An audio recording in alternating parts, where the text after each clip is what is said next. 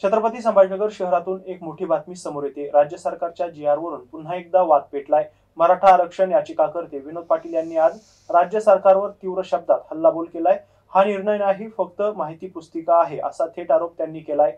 दरम्यान ओबीसी आरक्षण उपसमिती गठनाच्या निर्णयाचं विनोद पाटील यांनी स्वागत केलंय। भुजबळ अध्यक्ष झाले तरीही आम्ही स्वागत करू, त्यांच्या विरोधाला फार महत्त्व नाही, अशी प्रतिक्रिया त्यांनी दिली आहे। पाहूयात।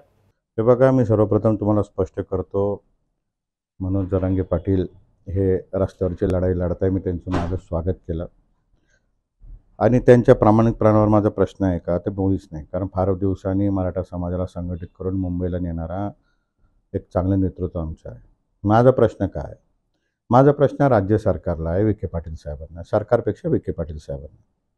विखे पाटील साहेबांनी काय सांगितलं की यामुळे मराठा समाजाला ओबीसी आरक्षणाचा फायदा होणार आहे।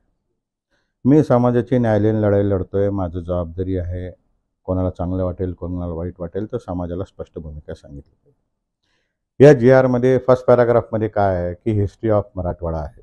जसं माझं गाव दौलताबाद देवगिरी, इथला किल्ला काय सांगतो, इथं किल्ल्याचं काय महत्त्व आहे आणि किल्ल्याचं काय वैशिष्ट्य वगैरे वगैरे त्यात उल्लेख आहे। लास्ट पॅराग्राफमध्ये काय सांगण्यात आलेलं आहे की मराठा समाजाला ज्या काय नोंदी सापडलेल्या आहेत त्या आधारे प्रमाणपत्र लागत असतील, पुरावे असतील, तर अशा अशा पद्धतीने अर्ज करावा। मला एक प्रश्न पडला की या अगोदर ज्यांच्याकडे कुणबी नोंदी आहे, मग त्यांना कुठल्या आधारावर सर्टिफिकेट दिलं जायचं? याच आधारावर दिलं जायचं? एवढा साधा प्रश्न मी विचारला।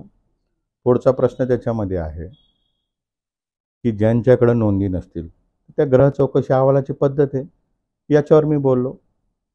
ज्या 2-3 गोष्टी ग्रामसेवक, तलाठी यांचा समावेश आहे, तलाट्याचा रोल याच्यामध्ये ऑलरेडी असतो, मी याच्यावर बोललो आणि सरकारने त्याच्यामध्ये सांगितले की शिंदे समिती काम करते आणि शिंदे समितीने याच्यामध्ये लवकर काम करावं व शासकाला कळावं, शासन याच्याबद्दल विचाराधीन आहे। त्यामुळे हा निर्णय आहे का? तर हा निर्णय नाही।